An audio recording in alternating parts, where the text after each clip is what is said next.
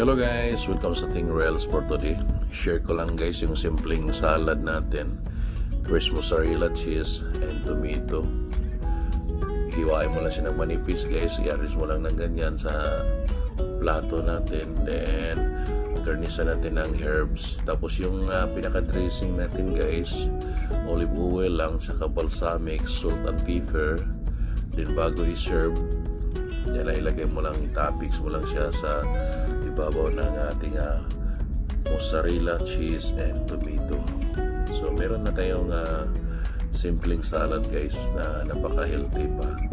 So sige guys, thank you for watching sa ating reels and have a good day.